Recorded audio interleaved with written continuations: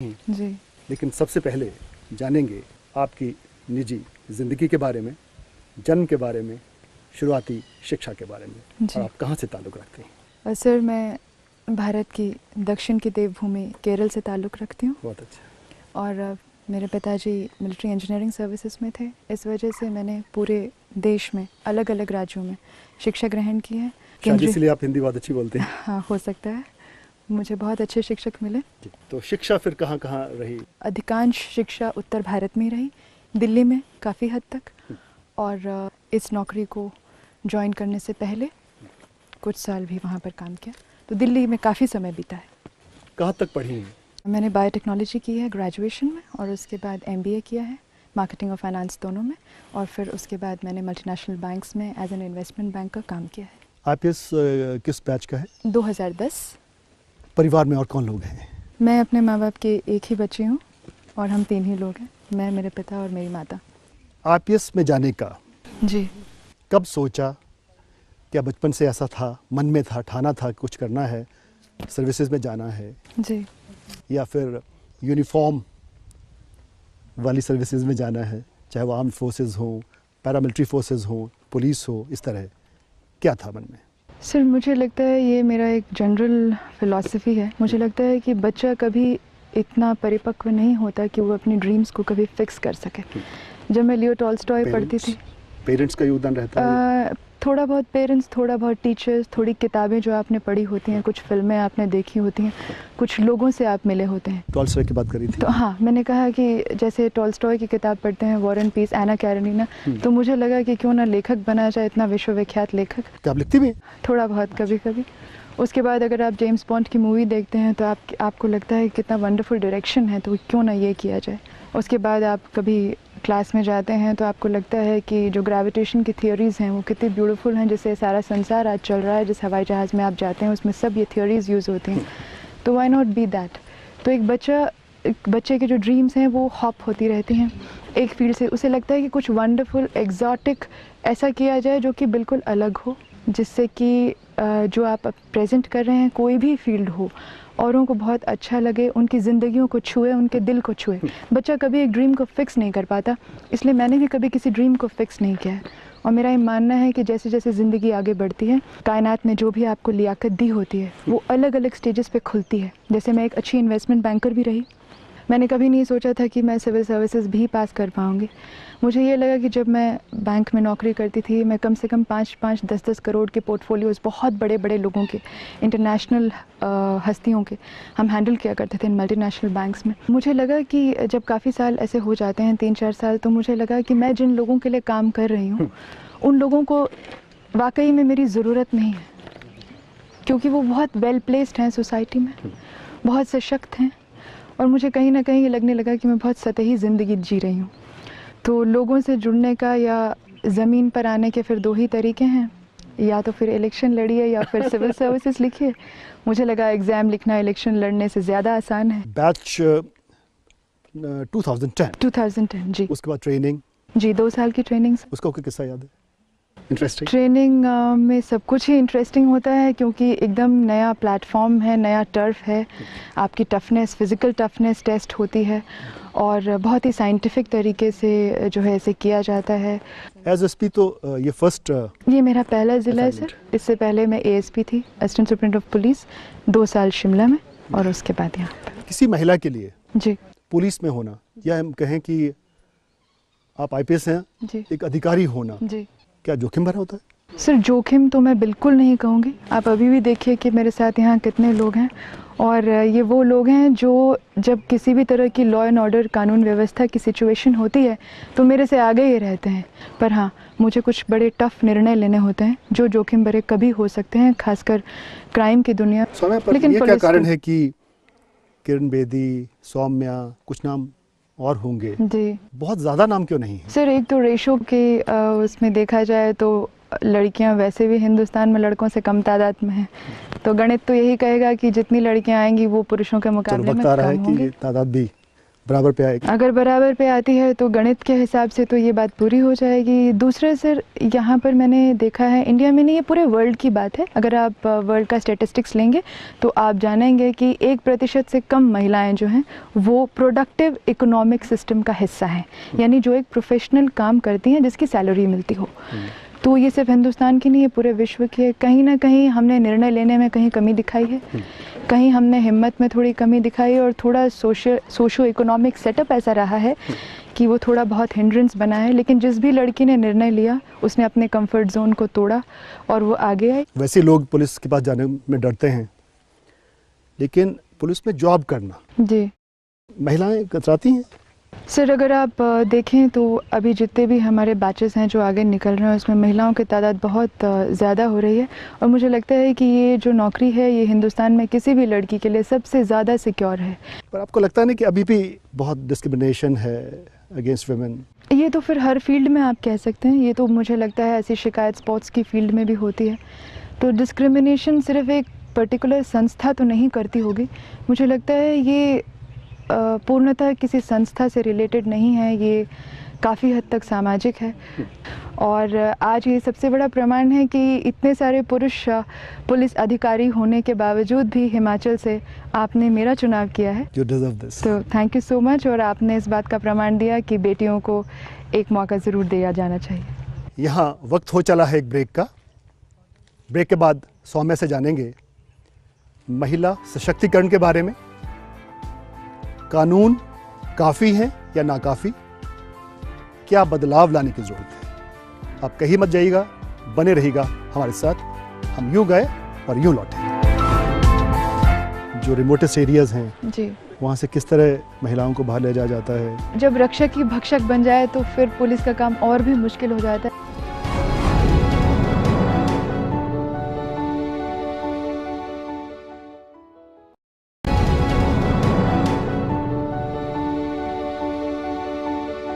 Break के बाद आपका स्वागत है।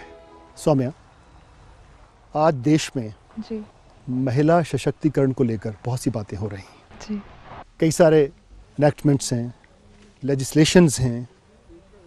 आपको लगता है कि इनका इम्प्लीमेंटेशन ठीक हो रहा है और उससे कुछ अंतर आया है महिलाओं के उत्थान में, उनकी सुरक्षा में?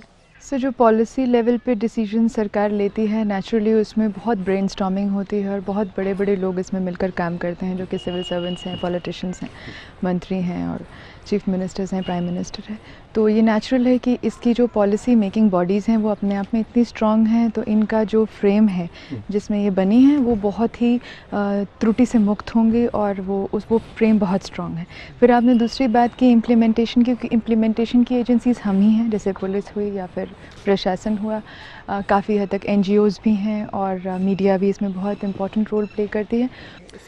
सौम्या, फिर भी निर्भया होती हैं और रेप्स हो रहे हैं, अपहरण हो रहे हैं, अगवा किया जाता है महिलाओं को, घर में हिंसा हो रही है, ऐसा क्यों? फिर सर अगर आप पॉलिसीज़ बना देते हैं और सिर्फ उसे इम्प्लीमेंट करने में नेचुरल बात है कि वो फेजेस में ही हो सकती हैं, और सेकेंडली मैंने आपको पहले भी बताया कि ये एक सामाजिक मिल्यू का एक हिस्सा है। It is a part of the social milieu. अगर आपको इसमें पूर्ण रूप से परिवर्तन लाना है तो साहित्यकारों से लेकर गवर्नमेंट, सरकार की लेवल तक इसको पूरी तरह से जोड़ना होगा, क्योंकि जो आप बोल रहे हैं कि निर्भया के बाद भी रेप की रिपोर्टिंग बहुत बड़ी है। महिलाओं के विरुद्ध जी जो अपराध होते हैं, हो रहे हैं जी, आपको लगता है कि महिलाएं अब पुलिस के पास आ रही हैं? सर बहुत बड़ी तादाद में, बहुत बड़ा परसेंटेज में चेंज आया है उनकी रिपोर्टिंग में। इसका कारण सिर्फ हम ही नहीं हो सकते या सिर्फ पॉलिसी लेवल बॉडीज़ नहीं हो सकती। जो टोटल अवेयरनेस क्रिएट की गई है काफ़ी संस्थाओं ने एक साथ मिलकर, और दूसरा महिलाएं काफ़ी हद तक अब फाइनेंशियली इंडिपेंडेंट होने का प्रयास कर रही हैं, और जो नहीं हो पाती हैं वो इस दिक्कत को बहुत ज़्यादा महसूस करती हैं। जी, कोई बहुत बड़ा कारण तो नहीं? सिर्फ फाइनेंशियल डिपेंडेंस महिला को प्रताड़ना और उत्पीड़न सहने देने का एक बहुत बड़ा कारण है। मुझे लगता है कि चाहे सरकार की लेवल पर, मेरा ये मानना है कि आपके अपने बटुए में पड़े हुए पैसे आपके पिता, आपके पति, आपके भाई या सरकार द्वारा दिए हुए करोड़ों रुपयों से भी ज़्यादा कीमती हैं। जब तक आप अपने लिए फाइनेंशियली इंडिपेंडेंट नहीं होंगी, आर्थिक आत्मनिर्भरता आपके अंदर नहीं आएगी, आप स्वतंत्रता को कभी हासिल नहीं कर सकते। इसके अलावा कोई और कारण? सर, ये सारी चीज़ें फिर एक स्पाइरल इफेक्ट देती हैं। जैसे अगर आप फाइनेंशियली इंडिपेंडेंट हैं तो आप काफ़ी निर्णय ले सकती हैं। जो दिक्कत हम लोगों को आती है वो इस निर्णय लेने में है। और जब आप फाइनेंशियली इंडिपेंडेंट नहीं होती तो महिलाओं को भी बड़ी जल्दी होती है अपनी बच्चियों को दूसरे घर भेजने की, और फिर क्योंकि वो पूर्ण रूप से पढ़ी लिखी नहीं होती। मैं चाहती हूँ कि अगर हर महिला भारत की अर्थव्यवस्था का हिस्सा बनती हैं, नेशन की जीडीपी में अपना कंट्रीब्यूशन देती हैं, तो उनकी स्वतंत्रता वो स्वयं तय करेंगी। वो अपनी सबसे बड़ी मित्र हैं और इसके लिए उन्हें खुद अपना सहारा बनना होगा। आप मानती हैं कि ड्रग्स, शराब ये भी बड़े कारण हैं? बिल्कुल, क्योंकि सर ड्रग्स और शराब में ये चीज़ है वो साइकोलॉजिकली उनको कंट्रोल करने में हमें भी काफ़ी दिक्कत आती है, क्योंकि हमारे पास रिहैबिलिटेशन सेंटर्स नहीं हैं। आप मधुर भाषी हैं, मीठा बोलती हैं। क्या बचपन में पेरेंट्स ने ये सोचा कि आपका नाम सौम्या रख दिया जाए? सर देखिए, सौम्या एक संस्कृत शब्द है जिसका मतलब कोमल होता है, और ललिता सहस्रनाम, क्योंकि मेरी फैमिली एक संस्कृत बैकग्राउंड से भी है, तो ये लक्ष्मी का एक दूसरा नाम है। दो नाम हैं कि सौम्या और रौद्रा। रौद्रा यानी जो रौद्र रूप में होती है, तो नेचुरल है वो नाम नहीं रखा गया। वो तो आपकी जॉब का पार्ट हो गया। नहीं, बिल्कुल। और मुझे लगता है कि सौम्य होना डिप्लोमेटिक होने का बहुत बड़ा तरीका है। मधुर भाषी तो हैं, लेकिन एक टफ पुलिस ऑफिसर कही जाती हैं। सर, टफ इंसान भाषा से नहीं होता है, टफ इंसान अपने डिसीजन से होता है, अपने निर्णयों से होता है। और मुझे लगता है कि ज़बान को अच्छा रखकर आप बहुत टफ निर्णय ले सकते हैं, और मैंने हमेशा भाषा का ध्यान दिया है। संजीदा मुद्दे पे आता हूँ जी। बहुत सी महिलाएं अपराध की ओर धकेली जाती हैं जी। चाहे उनका शारीरिक शोषण हो या अन्य अपराध हो। जी। इसके लिए क्या किया जाए? ये आपने बहुत उम्दा सवाल किया, क्योंकि हाल ही में हमने 2 से 3 ऐसे गैंग्स को तोड़ा है जो कि मानव तस्करी में लगे हुए थे, और ये ज़्यादातर हरियाणा से जुड़े हुए हैं, क्योंकि सिरमौर एक ऐसा ज़िला है हिमाचल का जो कि 3 राज्यों की सरहदों से लगता है, उत्तर प्रदेश, उत्तराखंड और हरियाणा। और क्योंकि हरियाणा में सेक्स रेशो स्क्यूड है, वहाँ महिलाओं की थोड़ी कमी है, तो इस तरह की तस्करी वो न केवल उत्तर भारत से करते हैं जबकि दक्षिण भारत से भी करते हैं। तो ये कुछ गैंग्स हमने, और ये आपने बहुत सही कहा कि अपराध में उनको धकेला जाता है उस उम्र में जब उन्हें पता तक नहीं होता। बहुत अच्छा कहा। सिरमौर ज़िला में तो ये आम बात है, जो रिमोटेस्ट एरियाज़ हैं वहाँ से किस तरह महिलाओं को बाहर ले जाया जाता है। गरीब लोग हैं जी, पैसे के लालच में ऐसा हो रहा है जी। इसके लिए जहाँ कानून अपना काम कर रहा है, समाज को भी तो आगे आना चाहिए। सर, आप ये बहुत हैरत अंगेज़ बात है, और आपको सुनकर बहुत हैरानी और दुख दोनों होगा कि इन गैंग्स के साथ जिन लोगों ने इन बच्चियों का सौदा किया है वो खुद उनके भाई, हाँ, उनके दूर दराज के रिश्तेदार हैं। तो जब रक्षक ही भक्षक बन जाए तो फिर पुलिस का काम और भी मुश्किल हो जाता है, क्योंकि हम तो सेकंड वॉल ऑफ डिफेंस हैं। आपका पहला वॉल ऑफ डिफेंस जो है, आपका जो अभयारण्य है, वो तो आपका अपना परिवार है। तो मुझे लगता है कि जो आपने बात की कि पुलिस से बहुत खौफ है, ये सब झूठी बातें लोगों ने फैलाई हैं। मैंने ये कई मंच पर ये कहा है कि जब आप रात को आराम से खराटे मारकर सो रहे होते हैं तो मेरी सारी फ़ौज अपनी नींद की कीमत अदा कर कर आपकी नींद को आराम देती हैं। और मैं ये भी कहूँगी कि जब कहीं भी रिपोर्टिंग नहीं हो पाती, आपके परिवार वाले आपको धोखा देते हैं, तब हम ही हैं जो आगे आकर आपकी रक्षा करते हैं। हाल ही में त्रिलोकपुर में, यहाँ मेरे ज़िले में, एक बहुत ही सनसनीखेज़ मर्डर हुआ था जिसमें ना महिला का पता था और ना उसके कातिल का। और बाद में बहुत गहरी इन्वेस्टिगेशन करने के बाद हमें पता चला कि वो महिला जो है वो किसी डांस बार में काम करती थी मुंबई में, और क्योंकि उसकी बॉडी को तक क्लेम करने वाला कोई नहीं था, क्योंकि समाज के खाते में तो ऐसी औरतें कहीं हमारे समाज में आती नहीं हैं, गिनी नहीं जाती। और हम न केवल उसके कातिल को, जो कि खुद उसका पति था, उसे हम उन्नाव यानी कि लखनऊ के पास एक जगह है वहाँ से लेकर आए। हमें पता भी नहीं था, कोई बॉडी क्लेम करने वाला नहीं था। हमने उसका दाह संस्कार हिंदू रीति रिवाज से किया, क्योंकि उसने सिंदूर और बिंदी लगाई थी। और बाद में हमें पता चला कि वो इस्लाम से ताल्लुक़ रखती हैं। और यहाँ मुझे ये कहते हुए शर्म नहीं आ रही और ना दुख हो रहा है, क्योंकि ये बात सच है कि यहाँ तक कि जो नमाज़ पढ़ते हैं, जो मुल्ला होते हैं, उन्होंने नमाज़ पढ़ने से भी मना कर दिया, क्योंकि उन्होंने कहा कि ये हिंदू रीति रिवाज से पहले हुआ है। तो मैंने और मेरे ही पुलिस वालों ने जो सुपुर्द खाक की रिवायत होती है उसे अदा किया। बहुत अच्छा। और जबकि कोई पॉलिटिशियन ने इसके खिलाफ आवाज़ नहीं उठाई, कोई यहाँ नारे नहीं लगे, किसी तरह का पॉलिटिकल अपहीवल नहीं हुआ, उसका कोई पता नहीं था, और हम सामने आए। क्योंकि नहीं साथ यहाँ वक्त हो चला है एक और ब्रेक का। ब्रेक के बाद सौम्या से जानेंगे कि इन्होंने सिरमौर में कैसे और कौन कौन से और केसेस सॉल्व किए हैं, साथ ही जानेंगे कम्युनिटी पुलिसिंग के बारे में। ड्रग माफिया आपसे खौफजदा है? ये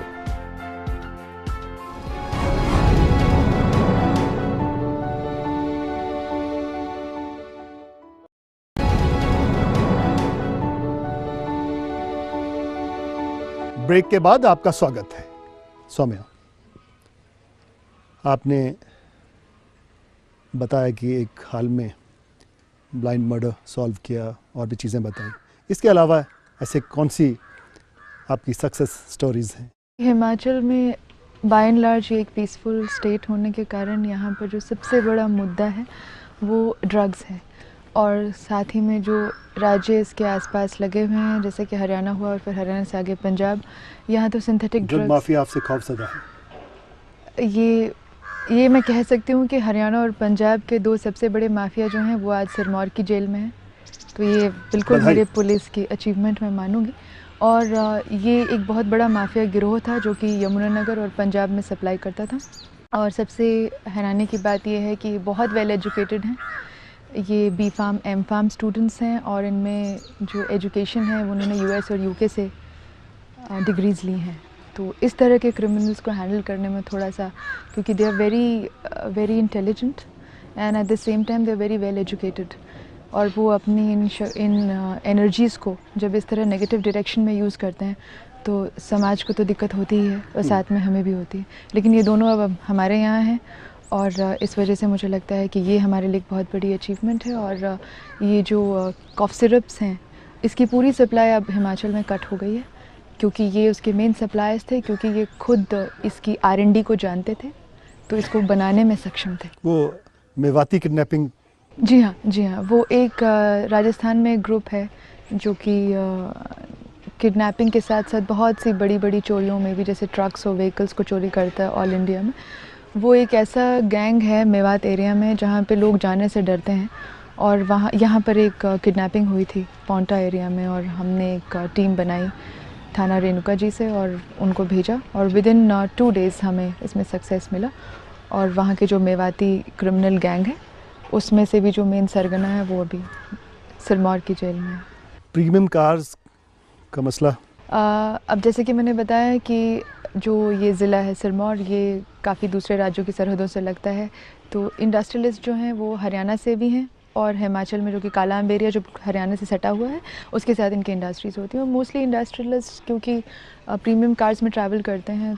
BMW हाल ही में एक मुद्दा हुआ था और उसमें हमने FIR दर्ज की थी एक इंडस्ट्रियलिस्ट के कहने पर, और करीब क्योंकि ये बहुत सारा कैश जो है ट्रांसैक्ट करते हैं, एक फैक्ट्री से दूसरी फैक्ट्री में ले जाते हैं, तो इनको काफ़ी देर से ऑब्ज़र्व किया जाता है। और ये क्रिमिनल गैंग्स भी बहुत ही वेल ट्रेंड हैं, और हाल ही में हमने थोड़ी CCTV फुटेजेस और इस तरह को ऑब्ज़र्व कर इस गैंग को हमने ट्रेस डाउन किया।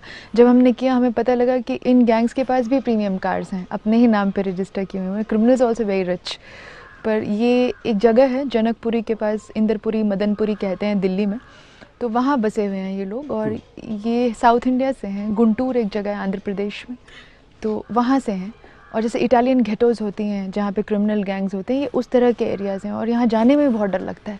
मेरी टीम जो गई थी रात को 2 बार फ़ोन किया कि मैडम हमें डर लग रहा है कहीं हमें ही ना लूट लें, तो मैंने कहा आपकी जेब में पैसे तो नहीं है, ना सोना है? कहा नहीं कुछ नहीं है, फिर भी डर लग रहा है। ये इस तरह के गैंग्स हैं, घेटोज़ हैं बिल्कुल। इनको भी हमने अभी हाल ही में, ये बहुत मुश्किल था इसे क्रैक करना। एक और आजकल जी साइबर क्राइम जी बहुत शातिर हो गए हैं जी, उनको कैसे निपटते हो आप लोग? देखिए सर, स्मार्ट होने का अधिकार तो सबको है, क्रिमिनल को भी है, तो we have no problem if the criminal is smart, but yes we need to be smarter and we have been performing in a smarter manner. यहाँ तक कि जो फेसबुक के क्राइम्स हैं जो खासकर महिलाएं फेस करती हैं, यंग गर्ल्स, जो उसमें जिस तरह की क्राइम्स होती हैं फेसबुक में, और फेसबुक का क्योंकि इसको ट्रैक करना मुश्किल है क्योंकि इनका सारा ऑपरेशन जो है वो US से होता है, और वो उनके जो इन्फॉर्मेशन है वो उसे देने में काफ़ी कतराते हैं इस वजह से इसका ओरिजिन कहाँ है और कौन सा क्रिमिनल किसी लड़की को ट्रैक कर रहा है, उसे तंग कर रहा है, इसे पकड़ना मुश्किल हो जाता है। लेकिन उसके बावजूद भी, और आई एम वेरी लकी कि जो मेरा साइबर सेल है उसमें I have 2 of my staff who are of course in the police, but most of them have done their courses in software engineering and we have very good softwares जिससे हम इसको कर पाते हैं। और ये दोनों केसेस हमने जो कि सिरमौर में हुए, इसे हमने क्रैक किया है। एक महत्वपूर्ण प्रश्न जी, पुलिस की छवि आमतौर पर अच्छी नहीं है, बदतमीज़ कहते हैं कि लोग, उनके साथ अच्छा व्यवहार नहीं होता, ऐसा क्यों होता है और इससे कैसे निपटा जाए? सर ये तो हमारे साथ बड़ी ज़्यादती है इस तरह बोलना, क्योंकि बदतमीज़ कहाँ नहीं होते। और पुलिस को क्योंकि हो सकता है कि वो बहुत ही हाई प्रेशर एनवायरनमेंट में काम करते हों, या काम करते करते उनकी आवाज़, उनका लहजा कुछ इस तरह का हो जाता है कि क्योंकि आम आदमी जो उसे अप्रोच करता है वो ऑलरेडी स्ट्रेस में होता है और इस वजह से शायद उसको ऐसा लगता हो। लेकिन अमूमन मैंने ये देखा है कि जो मेरा स्टाफ है वो काफ़ी हद तक सभ्य है और ऐसा मैंने कभी। स्ट्रेस से एक बात कहूँगा जी, पुलिस वाले भी स्ट्रेस में रहते हैं, तनाव में रहते हैं, इसमें कोई दो राय नहीं जी। इन्वेस्टिगेशंस उनको करना है, लेकिन इसके साथ साथ वीआईपी ड्यूटी है और तमाम सारे काम हैं उनके पास जी। वो बेहतर ज़िंदगी जी सकें, उनको भी अच्छे मौके मिलें, वो अपने परिवार के साथ त्यौहार मनाएं, क्या करते हो इसके लिए आप? सर देखिए, ये जो सबसे ज़्यादा कॉन्स्टेबलरी या फोर्स आपका साथ तब देती है जब आप उनका सम्मान करते हैं, क्योंकि इंसान सम्मान को बहुत महत्व देता है। आधे से ज़्यादा जो प्रॉब्लम होती है कॉन्स्टेबलरी में वो ऑफिसर की बदतमीज़ी से क्रिएट होती है। मैं बहुत फ्रैंक होकर इस बात को बोल रही हूँ, और चाहे वो मुझसे रैंक में छोटे होंगे, लेकिन वो मेरी सेना है, मेरा फोर्स है, और अनुभव के आधार पर मैं उन्हें हमेशा अपने से एक कदम आगे रखती हूँ। और जब आप उनको सम्मान देते हैं, उनके काम को एक्नॉलेज करते हैं और साथ में उन पर विश्वास दिखाते हैं, तो आपके लिए वो इतने जाइगेंटिक रिजल्ट्स ला सकते हैं और फिर वो आगे से आगे आपके लिए चेन रिएक्शन की तरह काम करते हैं और रिजल्ट्स आपके सामने हैं। अंतिम प्रश्न, महिला दिवस पर जी आपका क्या संदेश है, खासकर महिलाओं के लिए? सभी स्वतंत्रताओं की माँ है आर्थिक स्वतंत्रता। आप इतनी मेहनत कर कर इतने साल पढ़ाई लिखाई में लगाती हैं, उसके बाद यदि आप विश्व की या भारत की अर्थव्यवस्था का हिस्सा नहीं बनती हैं, प्रोडक्टिव इकोनॉमी का, तो उससे न केवल देश का नुकसान होता है, देश का नुकसान तो आप बाद में सोचिएगा, सबसे पहले आपका नुकसान होता है। और जब आप आर्थिक रूप से स्वतंत्र होंगी तो आप निर्णय काफ़ी हद तक सही लेंगी, क्योंकि ज़िंदगी सही निर्णयों का ही नाम है। जितने निर्णय आपके सही होते हैं, किसी भी लेवल पे हों, मैं चाहती हूँ कि महिलाएं अपनी सुरक्षा का ध्यान अपने आप रखें सबसे पहले। जहाँ पर वो अपनी सुरक्षा को ध्यान में रखने के लिए असक्षम होती हैं, हमारा जो कार्यभार है वो वहाँ से शुरू होता है। और मैं चाहती हूँ कि वो अपनी सबसे बड़ी सखा और मित्र हैं, अपना सहारा वो स्वयं है। मैं ये कहूँगी कि ज़िंदगी तो अपने ही कदमों पे चली जाती है, नहीं तो जनाजे तो बेसहारों के उठते। बहुत खूब सौम्या, आपने ईटीवी के साथ ख़ास बातचीत की जी। इसके लिए आपका बहुत बहुत धन्यवाद। हम आशा करते हैं कि आप अपने एंडेवर्स में कामयाब होंगी, लोगों को, आम जनता को, गरीब आदमी को, समाज के सभी वर्गों को न्याय देने में सक्षम होंगी।